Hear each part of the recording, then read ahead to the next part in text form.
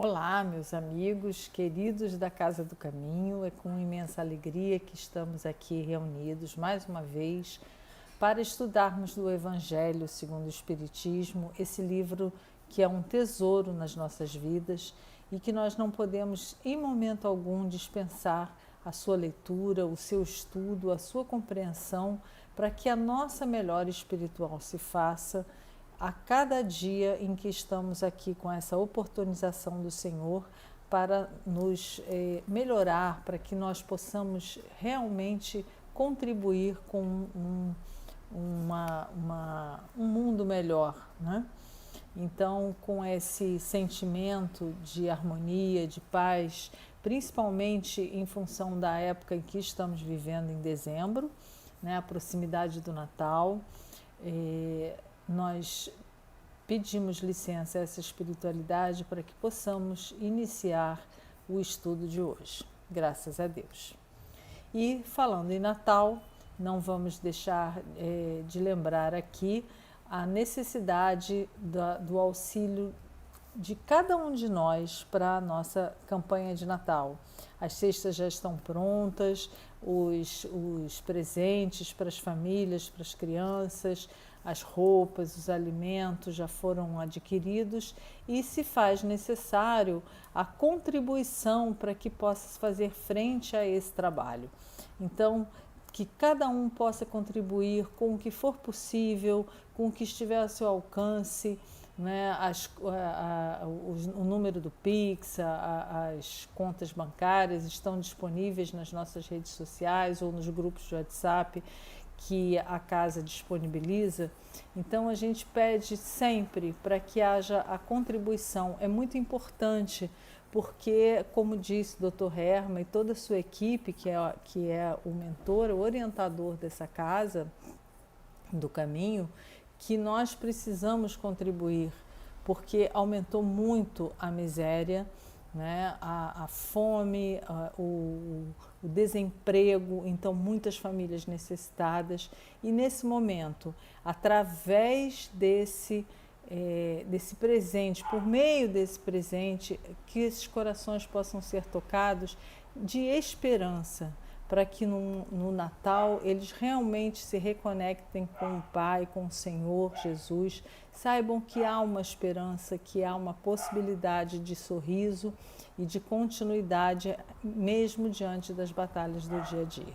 Então a gente agradece de antemão todos aqueles que podem contribuir com a nossa casa para esse trabalho que é feito todos os anos com muito amor e carinho.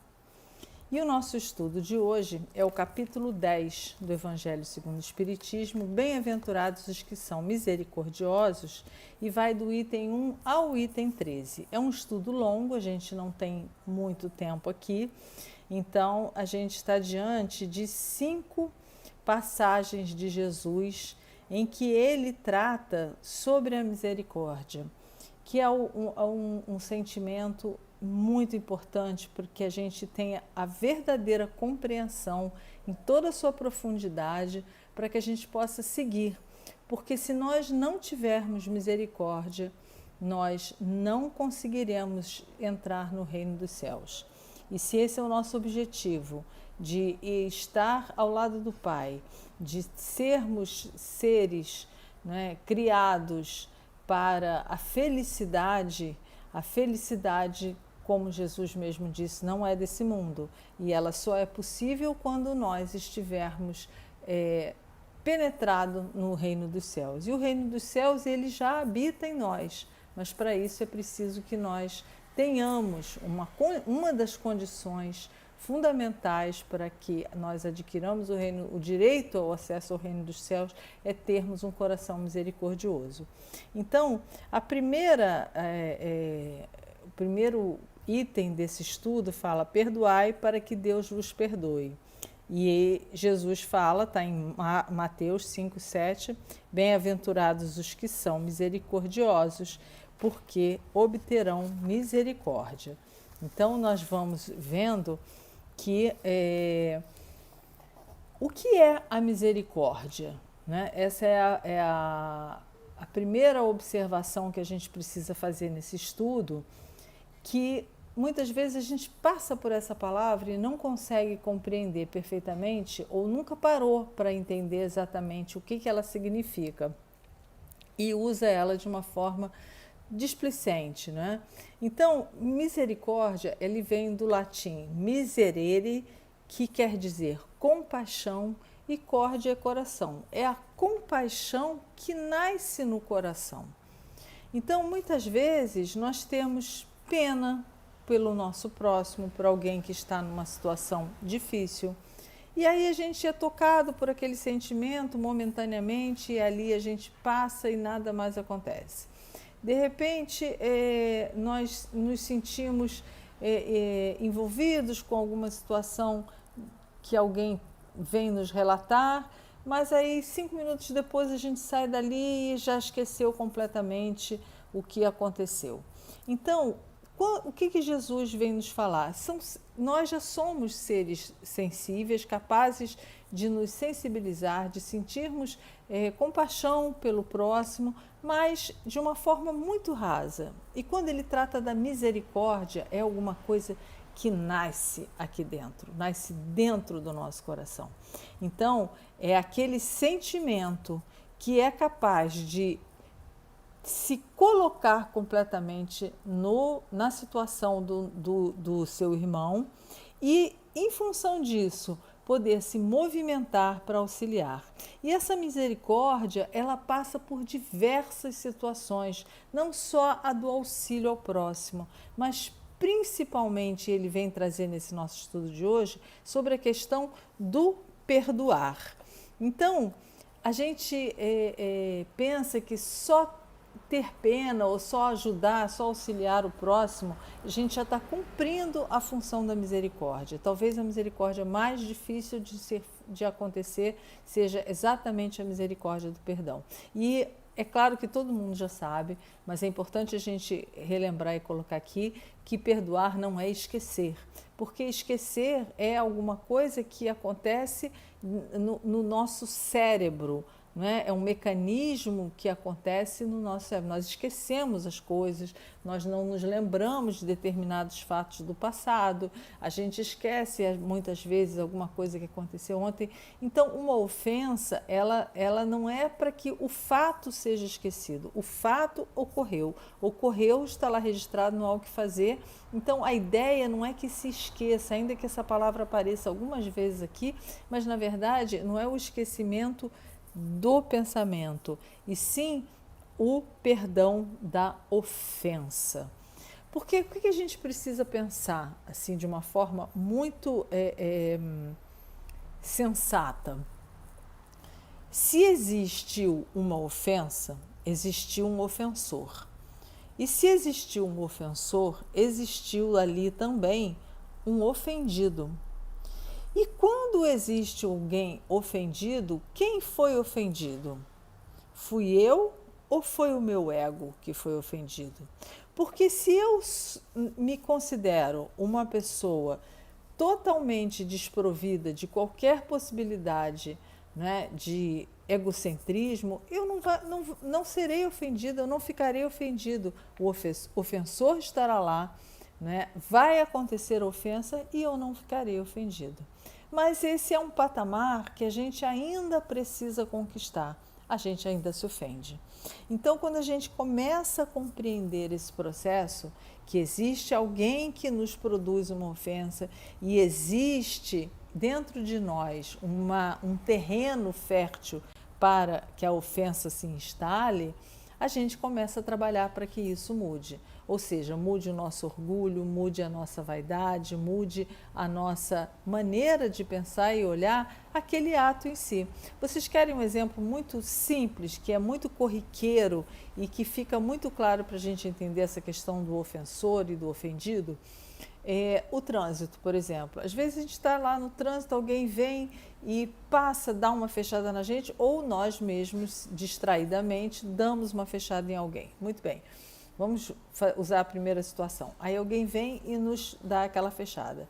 E aí a gente reclama e aí a pessoa do outro lado fala, emite alguma ofensa grosseira e aí a gente se sente muito constrangido, fica muito ofendido com aquilo, né? Com aquela situação, com aquele xingamento, e às vezes isso pode se tornar uma situação bem complicada. Então vamos parar e pensar, né? Da seguinte maneira: o que seria razoável para o nosso pensamento? Aquela pessoa, aquele ser que até 2 minutos atrás não fazia parte da nossa caminhada, da nossa trajetória, a partir daquele momento passa a me incomodar profundamente, a me causar um mal-estar, a fazer com que eu me desequilibre emocionalmente e possa até ficar mal. Então a gente vai vendo que o que produziu isso? Foi a palavra do outro ou a forma como eu recebi isso dentro de mim? Essa análise é que precisa ser feita. Como que eu estou recebendo as ofensas que o mundo pode me oferecer? Né? Porque eu sou uma pessoa altamente ofendida ou eu sou uma pessoa que sou capaz de relevar? Né? Porque a gente vai conseguir relevar ou não se machucar, ou não ligar, ou não se ofender, a partir do momento que a gente entender a nossa verdadeira possibilidade, o nosso verdadeiro trabalho aqui no plano terreno, né?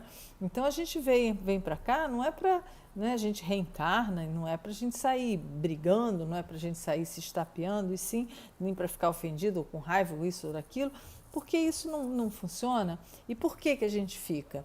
E aí nesse trecho aqui, a explicação, né? O orgulho, a vaidade, a vingança, né? Então às vezes a gente quer revidar porque a gente se sentiu ofendido, então a gente lança a mão de um outro sentimento, que é o da vingança. Ou então a gente faz um pseudo perdão, né? Não, eu perdoei e sai falando para não, isso aí eu já esqueci, e sai falando, comentando, ou seja, um orgulho muito grande, né? Uma vaidade muito grande, uma pseudo capacidade de perdoar, quando na verdade o perdão está em não se ofender, né? E aí Jesus vai continuando e em outra passagem de Mateus, ele fala assim: reconciliai-vos o mais depressa possível com o vosso adversário, enquanto estás com ele a caminho, para que não vos entregue ao juiz, o juiz não vos entregue ao ministro da justiça e não sejais metido na prisão. Digo-vos em verdade que daí não saireis enquanto não houverdes pago o último centil. Então, a gente precisa entender primeiro o que é essa prisão. A primeira prisão que a gente tem, na verdade, é a nossa própria consciência. Então, toda vez que eu estiver no erro, né, que eu tenha cometido algum tipo de agressão, de ofensa, de descaminho na minha caminhada, a minha consciência vai ser meu primeiro juiz. E a minha consciência, ela vai comigo até o infinito, assim como, né, a alma é imortal, a minha consciência, que é um dos atributos do meu espírito, caminhará comigo. Então, para que dela eu não vou poder me livrar. Então, eu preciso que isso se resolva. Mas vamos lá, ele fala assim: reconcilia-te com o seu adversário enquanto estás com ele a caminho. O que Jesus quis dizer aqui com isso, né? Quando estás com ele a caminho, enquanto nós estamos aqui encarnados e é possível eu visualmente encontrar, e é visualmente mesmo, porque eu sei onde a pessoa mora, eu sei o que ela faz, ou eu conheci ela na rua ali, tive aquela discussão no trânsito e imediatamente ali eu resolvo e dissolvo aquilo. Por quê? Porque vamos imaginar que a pessoa, ou eu ou a outra pessoa, venha a desencarnar, porque nós não sabemos a nossa hora de partida. E não sabemos, muito menos ainda, o tempo de partida do nosso irmão. Então, se um dos dois, nessa caminhada, nessa jornada, vir a desencarnar, antes de que se desfaça esse laço de raiva, de ressentimento, isso seguirá comigo ou com aquele que foi ofendido para uma outra situação. Ou seja, desencarnou, eu não tenho mais como me desculpar. com aquela pessoa. Então a gente ouve muitas histórias, né, de pessoas que estavam brigadas, muitas vezes com seus familiares, com pais, com filhos, e aí vem a desencarnar. E aí aqueles que aqui ficam, por que eu não me reconciliei? Por que eu não pedi perdão? Esse é a prisão da consciência. E para aquele que desencarnou, se foi se seguiu a sua trajetória no plano espiritual com um coração enraivecido, ele pode vir até a se tornar um obsessor daquela alma que aqui teve desavença com ele. Aí a gente começa a perceber, e aqui no Evangelho fala sobre isso, como surgem os processos obsessivos por essas ligações que nada mais são do que formações nossas próprias. Então, muitas vezes as pessoas dizem, fulano está obsediado. Fulano está obsediado porque ele associou num determinado momento algum comportamento que nutriu essa ligação. Da mesma forma que a gente se liga pelo amor, a gente também pode se ligar pelo sentimento da raiva, da irritação, da vingança, né? Principalmente na nossa faixa vibratória, onde a gente ainda não consegue compreender e a gente faz esse tipo de... a gente cai nessas armadilhas que nós mesmos montamos para nós. Então, perdoar, né, para não angariar, inclusive, mais inimigos, porque a partir do momento que eu estou num processo enraivecido, eu estou agregando naquela minha mesma faixa vibratória outros espíritos que pensam e sentem do mesmo jeito que eu. Não é? Então, às vezes, são espíritos que nada têm a ver com a minha caminhada, mas eu dei associação pela minha vibração. Então, quando Jesus diz, né, quando Jesus recomenda, está aqui no Evangelho, que nos reconciliemos o mais cedo possível com o nosso adversário, não é somente objetivando apaziguar as discórdias do curso da nossa atual existência, é principalmente para que eles não perpetuem nas existências futuras. Não saireis de lá da prisão enquanto não houverdes pago até o último centavo, isto é, enquanto não houverdes satisfeito completamente a justiça de Deus. O que é sair da prisão? Enquanto eu não conseguir resolver, eu não caminho. Eu saio arrastando esses espíritos junto comigo aos quais eu me entrelacei e dos quais eu nem sequer me lembro mais se eu que tinha razão ou ele que tinha razão ou quem estava certo ou quem estava errado. O fato é que eu criei ali um elo que me faz com que eu fique naquela mesma situação junto com ele. Então é muito importante que a gente compreenda essa passagem, né, que está aqui no Evangelho. E seguindo o outro item 7, está lá, o sacrifício mais agradável a Deus. Se, portanto, quando fordes depor vossa oferenda no altar, vos lembrardes de que vosso irmão tem qualquer coisa contra vós, deixai a vossa dádiva junto ao altar e ide antes reconciliar-te com vosso irmão, depois então voltai a oferecê-la. Outra passagem de Mateus 5, 23 e 24. Na época em que isso ocorreu, né, existia uma prática que era muito comum dos judeus, da oferenda, inclusive de animais, né, de seres vivos, né, nos templos. Então, isso era uma alusão à condição da época, né? Então, é importante a gente compreender isso. Mas hoje a gente não leva oferenda, mas a gente continua ainda fazendo uma série de barganhas, né? A gente faz promessa, a gente às vezes fala assim, se eu conseguir isso, Deus, se você me der o meu emprego, eu fico uma semana sem comer doce. Enfim, a gente vai tentando umas negociações que já não cabem mais, que não fazem sentido, até porque Deus nunca, absolutamente nada, ele irá negociar conosco. Não existe negociação com Deus. Essa é uma prática nossa, não dele. O Pai, ele é misericordioso em toda a sua plenitude e ele espera que a gente compreenda para que Ele possa nos auxiliar. Então, o auxílio virá se estiver dentro do nosso merecimento e dentro das nossas possibilidades. Mas as oferendas podem ser até a prece, né? Nós chegamos muitas vezes e rezamos, né? Pai nosso que estás no céu, santificado seja o vosso nome, venha a nós o vosso reino, seja feita a tua vontade, assim na terra como no céu. E perdoai aos nossos inimigos, assim como nós perdoamos a quem nos tem ofendido. Será que a gente perdoa a quem nos tem ofendido? Né? Porque a gente fala e não escuta o que a gente está falando, o que a gente está pedindo. Porque o que a gente quer não é o perdão de Deus é o livramento pela nossa compreensão. Deus não é um juiz sentado num tribunal com uma toga, Ele é a divindade, né, suprema, a causa primária de todas as coisas. Então, a organização, o que tiver desorganizado não vai caminhar naturalmente. Então, quando e ele fala aqui sobre o sacrifício mais agradável a Deus, não que nós ofendamos a Deus, né? A oferenda está no sentido de entregar a nossa alma limpa para sermos os trabalhadores do Pai, né? Da vinha do Senhor, para que a gente possa, né? Tem até aquela passagem muito linda da túnica branca, a gente para entrar no casamento, ou seja, para que a gente faça essa união com o Pai, é preciso que eu esteja com a túnica limpa. E que túnica é essa?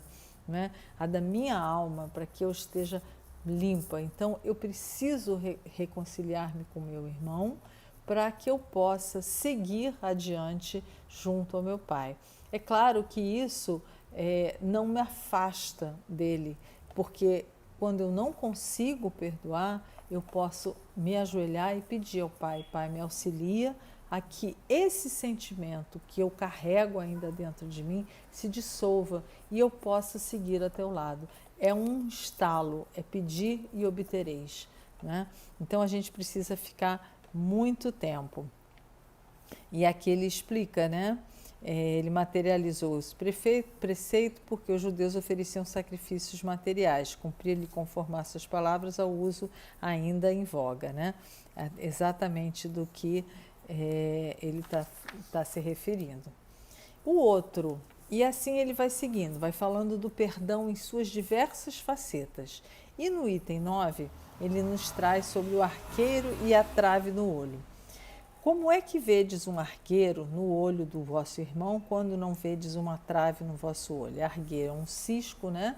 E a trave é como se fosse uma viga, né? A gente consegue ver, né, o defeito, o menor dos defeitos no nosso irmão, e a gente não consegue perceber imensos defeitos que nós mesmos carregamos. Então, deixa-me tirar um argueiro do teu olho, vós que tendes no vosso uma trave, hipócritas, tirai primeiro a trave do vosso olho, e depois então vede como podereis tirar o argueiro do olho do vosso irmão. Nós julgamos, aqui ele trata de uma outra situação, que é uma das facetas do perdão, que muitas vezes a gente, em cima do defeito do outro, se justifica para que não perdoe. Né? Não, eu não posso perdoar porque fulano tem isso, faz aquilo, ele é dessa forma ou ele age daquela maneira.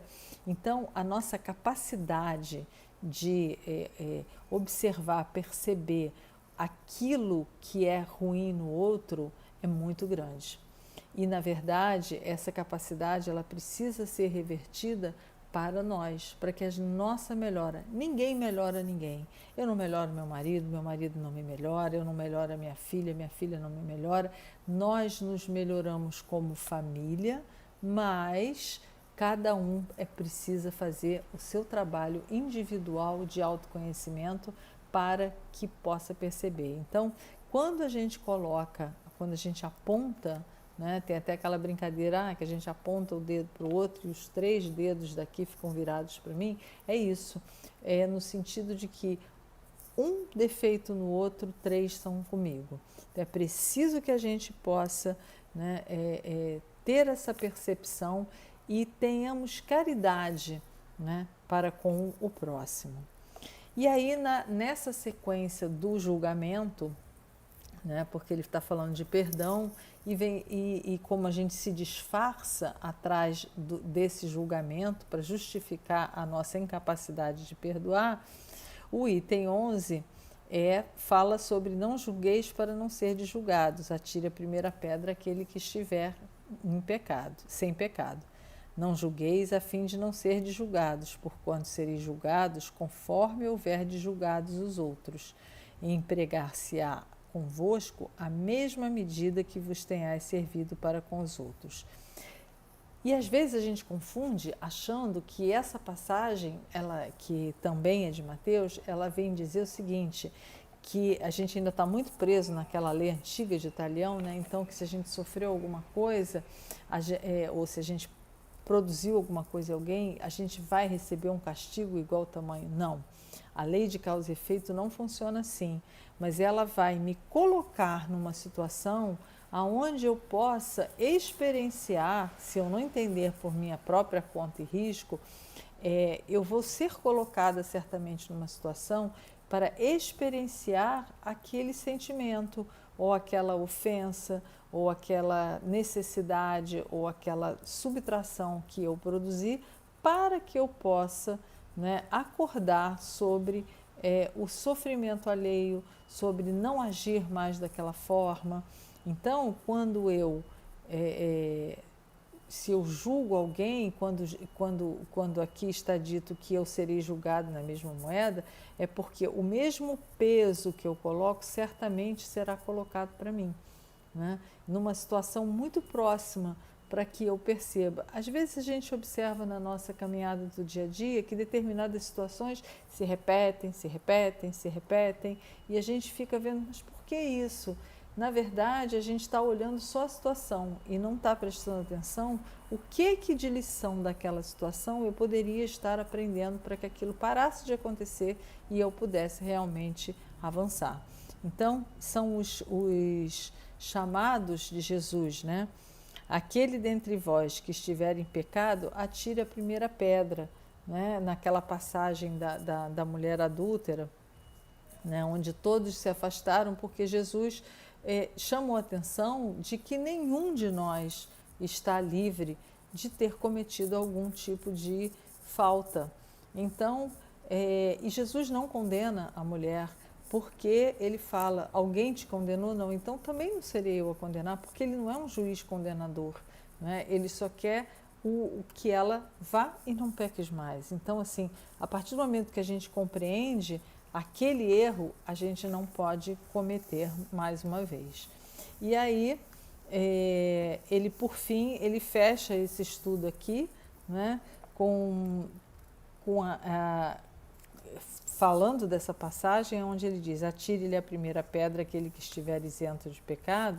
Essa sentença faz da indulgência um dever para nós outros, porque ninguém há de não necessite para si próprio de indulgência, né? Vamos lembrar daquela velha benevolência, indulgência, né?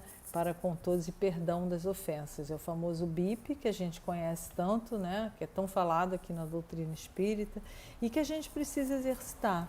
Então, na essência desse estudo da misericórdia, o mais importante é a gente nunca esquecer que para alcançar essa misericórdia, que é condição básica para que a gente chegue e adentre o reino de Deus, né, o reino dos céus, o reino do nosso Pai Celestial, é fundamental que a gente tenha a misericórdia. E a misericórdia, ela passa por todos os caminhos do perdão.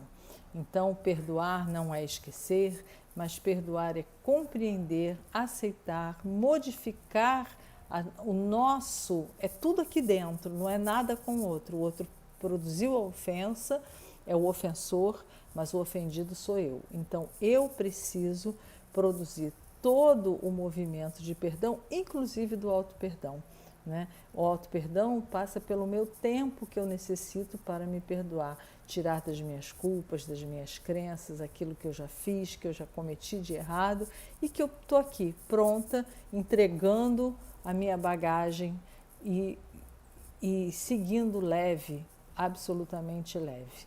Então, que nesse Natal cada um de nós possa perdoar a si próprio e a todos aqueles que nos ofenderam, porque nós precisamos do perdão do nosso próximo, do perdão do nosso Pai Celestial, para que a gente possa caminhar leve, sereno, suave nas veredas do Senhor. Não nos vamos nos esquecer, mais uma vez, né, da contribuição para as cestas de Natal, né, o Pix da nossa Casa do Caminho é o CNPJ da Casa do Caminho. Então, que todos nós possamos, de uma forma,